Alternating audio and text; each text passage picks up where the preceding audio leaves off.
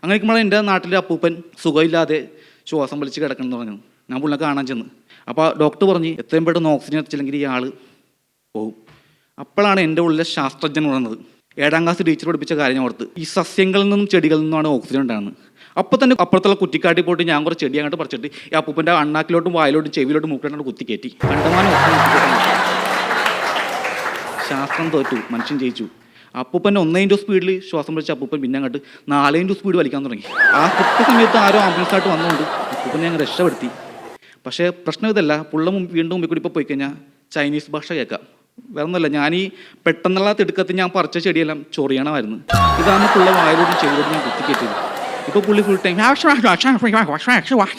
വാ ചൊറിഞ്ഞിട്ടേ പിന്നെ ചെവിയിൽ കുത്തിക്കിട്ടുണ്ട്. ചെവി ചൊറിയുമ്പോൾ പുള്ളി പിന്നെ ഭരത് കോമിന് മിറ്റേറ്റ് ചെയ്യും.